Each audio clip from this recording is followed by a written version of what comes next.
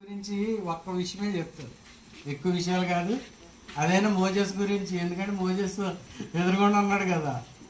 మా ఇంటికి రంగులు వేయమని పంపించాను. మోజెస్ వారం రోజుల్లో అయిపోతుంది అన్నవాడు 2 వారాలు చేశాడు. ఎందుకు చేశాడంటే, మా అమ్మగారు ఇప్పుడు పెయింట్ వేస్తున్నారనుకో, మా అమ్మగారు ఎదురుకుండా కూర్చుని బైబిల్ తెచ్చి ఈయన వాక్యాలు చెప్తుంటే ఆయన ఇంకో రెఫరెన్స్, ఈవిడో రెఫరెన్స్, పెయింట్ వేయడం మానేసి ఇంక రోజంతా వాక్యాలు చెప్పుకుంటూనే ఉండేవారు. అలాగా వారం పని 2 వారాలు చేశాడు మహాప్రభు. అలాగా ఆయనకి మంచి వాక్యంలో మంచి పట్టు ఉంది.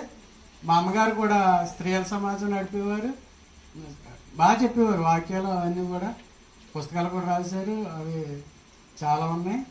దేవునికి స్తోత్రం. ఏంటంటే మా అమ్మగారి గురించి ఎందుకు ఈ విషయం ప్రస్తావించానంటే, స్త్రీలుగా ఎక్కువగా వాక్యంలోనూ గడుపుతూ ఉంటుంటే మన కుటుంబాలు ఆశీర్వదించబడతాయి. అందుకని మీ అందరికీ మా అమ్మగారిని ఉదాహరణగా చెప్పాను. మీరు అందరూ కూడా ఆ విధంగా దేవుళ్ళు ఎదగాలని కోరుతున్నాను. దేవుడి సాక్ష్యం దీవించిన గాక. ఆమేన్.